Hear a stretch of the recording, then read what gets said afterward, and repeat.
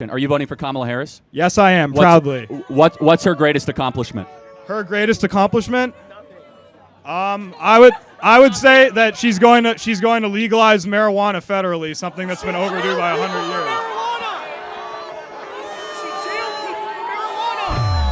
Hi guys, welcome. Today we are watching Charlie Kirk as he buries a confused student in 10 feet of facts. Let's jump straight in and watch. And also I'll be giving my comments throughout the video as we watch the video. Let's jump straight in right now. Good afternoon. Thank you for your service, Miss Gabbard, for anything. I just have one question related to the election for you. How can you endorse someone who lost the last election fair and square? There's no evidence.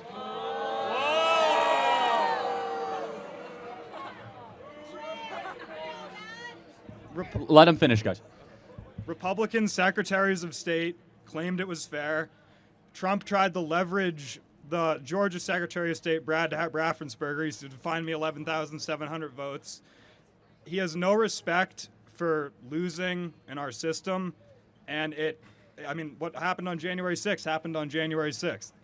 A disaster. Our capital got stormed for the first time since 1812. You people claim to love America. Like, how does that not fire you up? You're brainwashed. All right, so it's a fair question. So let's talk through a couple elements of this. First, do you think the CIA should involve itself in American elections? No. Okay, so it did in 2020. Show me proof. Okay, well, Tulsi Gabbard knows this. She could tell you 50 intel officials colluded, led by Tony Blinken, due to declassified emails, signing an open letter calling the Hunter Biden laptop so Russian. why weren't any of the lawsuits let me successful? finish. I did not. Hold on. He raised plenty of them. Hold on a second. I didn't interrupt you, right? So let me finish. 50 intel officials, current and former, signed a letter that was used to censor on social media the fact that there is a laptop owned by Hunter Biden that showed very suspicious and criminal activity by both Hunter and Joe Biden. According to the Media Research Center, 1 out of 4 voters in swing states would have changed their vote if they would have known about the Hunter Biden laptop. That's an utter ridiculous statement to make. I just cited it. He lost by 7 million votes. Well, hold on. No. He lost by 42,000 votes across 3 states. Hold on, pal. How much did he lose Arizona by? Okay. No. Hold on. How much did he lose this state by? It's not about the final score. It's a winner and a loser. He lost. No, that's how our system works. We have an electoral college system. Yeah. So who got the electoral votes? No, of course Biden did. But what was the margin in Arizona? I don't know. It was 10,000 votes. Not in the back of my head. Yeah. So how much in Georgia? It was 11,700. That's what they told Raffensperger to find And in Wisconsin, it was a Republican who denounces them. And in Wisconsin, it was 21,000, right? So it was actually 42,000, not 7 million. So when you're talking about the CIA and the Department of Justice signing a letter that was then used to, I did not have my Twitter account for 30 days. We were not allowed to mention the Hunter Biden laptop. Because you violated a private company's privacy. Well, no, actually I didn't. Guidelines. It's actually yes, you did. No, because of the Twitter files, thanks to Elon Musk, we now know the FBI told Twitter to say you are not allowed to mention the Hunter Biden laptop. Am I correct in this, Tulsi? That's correct. And so you don't trust the FBI at all? Well, people who not have at all. devoted their life to civil service. That's a red herring. I'm saying in that instance, Yoel Roth. Do you know who Yoel Roth was? I don't know. Yeah. Who Okay. Yoel Roth was the head of security, trust, and safety for Twitter that had what's called a standing room meeting every Tuesday with the Federal Bureau of Investigation in San Francisco, where they met about Russian threats to American interference of elections, and they said this laptop is not allowed to be discussed on your platform. That impacted our election. People made their decisions differently in 2020, not knowing the full picture that this laptop existed, and that was the October surprise. So you would agree that that's not a fair election. You think the laptop would have flipped the election for him? Well, we're talking about 42,000 votes in 3 states, and I already cited a study that 1 in 4 swing voters would have changed their... A study? By who? The Media Research Clarence Center. Thomas is Winnebago buyer? Like, who funds these? I just said by the independent, nonpartisan Media Research Center, where they said 1 out of 4 voters would have changed their opinion. So I just want to make sure we're clear, though. You agree our government should not interfere with our elections. Well, they have to regulate them by nature. That's the states have to. Well, no, hold on. Otherwise, you wouldn't have an election because you need rules I and said a judge. interfere.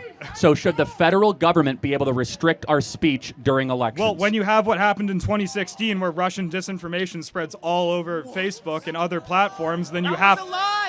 So wait, it was not a lie. who is- It was not a lie. It- Read the Mueller report. Another Republican. you realize respected. the Mueller report found that there was no tangible collusion between Donald Trump or the it Russian wasn't about Federation. it wasn't about, but hold it on, wasn't just a collusion thing. It's I- a 430-page report. I He want to talks try to about- find common ground here, okay?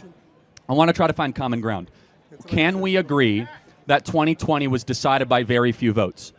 No, because it wasn't. Well, 42,000 votes is very few, right? No, So what is the percentage of 42,000? it's not about.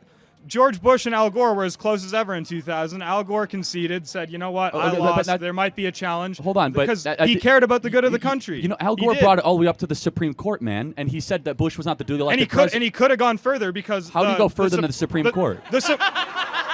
The Supreme Court sent it back to judgment in the Florida State Supreme Court again, and Gore said, "No, I'm not doing that. Just move on. Bush is the president for the good of the country." Because Yeah, people but- used to care about our country. No, and of course. So are you trying to imply Trump doesn't care about the country? Yes, that's absolutely what I'm implying.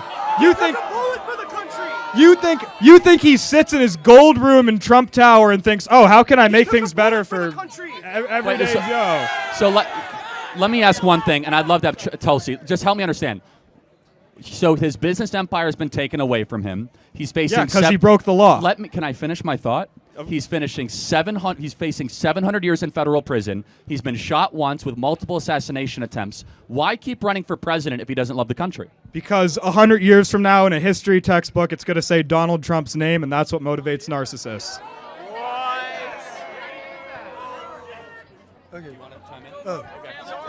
Look, I will say this. I hope you do some research because I've done my research. You need to do your research. Look, I will say this as kindly as I can. One day I hope you open your eyes because you've been significantly brainwashed on this topic. And I guess the final question I'll ask is this. If Donald Trump wins in 3 weeks, will you accept that as a legitimate result? Yes. Okay, I'll hold you That's to the that. difference between me and you. Okay, did Trump win in 2016?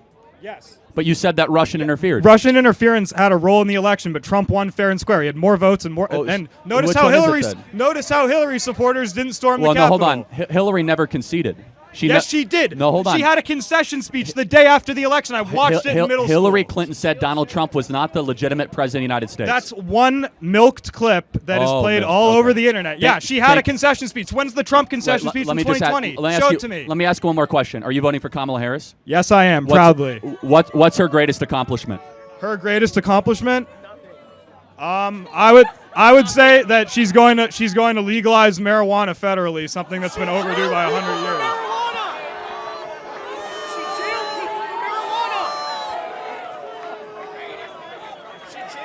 Thank you. She said it. What a video. What a debate. What a debate. You know, what's said about this kid, is he actually believes the things that he's saying. Can you imagine that? Oh my word. This kid really is a product of watching too many CNN, ABC, MSNBC, The Veil, all those type of programs. This is what you get, this indoctrination, This is the result, this is the outcome. Clearly, this is a guy who thinks everything is just okay in America, everything is just fine, no problems, no issues. Because these are the things that he is told when he watches these programs, CNN, The View, Yeah. Being so naive, he doesn't know what's really happening, on the ground in all these various cities, and states. And actually, what the dangers of, illegal immigration really are. Man, that's it, man. Maybe voting needs to be raised from, maybe needs to be raised to like 25 or even 30, Why? Well, because, children younger than that are evidently clueless, and prone to brainwashing. Yeah, prone to brainwashing, I mean, it's physically painful to see these, generation rot day by day. It's physically painful. These are supposed to be the leaders of tomorrow in America. But clearly, look at the way they think. This is a guy who's in college. Man, can you imagine? So clearly we can say he's educated. But just the way he reasons, man, tells you something. Oh my word. Ladies and gentlemen, we need to pray for America. We need to pray for America. Oh yeah, I really do believe that. I really do believe that. We must act now, while is there still time. Otherwise,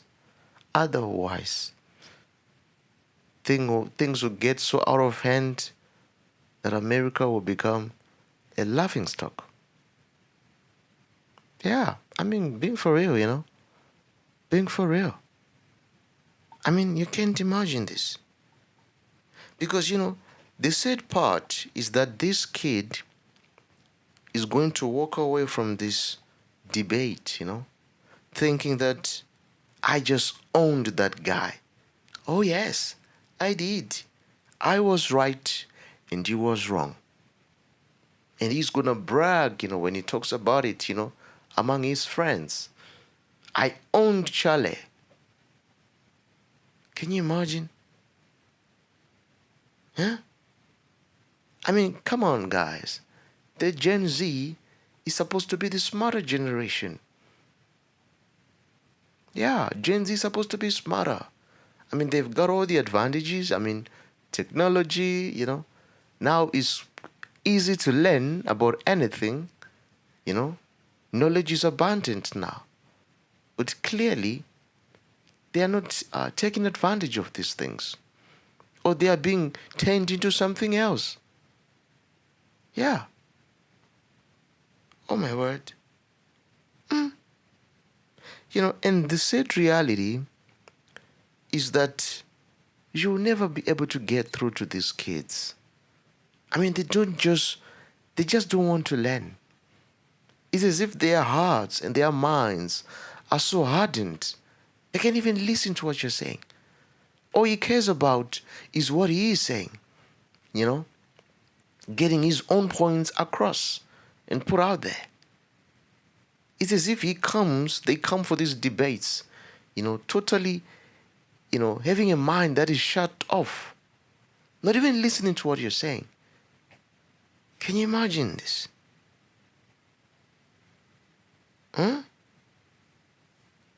I mean, as much as people hate Donald Trump, guys, I think we should vote for policy, not for feelings or for who a person is. Vote for policy. You know, I was listening to one debate the other day, and this lady was asked, why would you choose Kamala Harris over Trump? You know what she said? Because she's the first black woman president. She'll be the first black woman president. And because she's a woman. And I was like, what? Really? That's your criteria? Because she's a woman and she's black? Come on. And this person was an adult. Someone who is actually, you know, eligible to vote. Can you imagine? Guys, let's vote for policy, not for someone's skin color, not for their gender, but policy. I think it's time we start having these discussions and these debates, you know. Policy.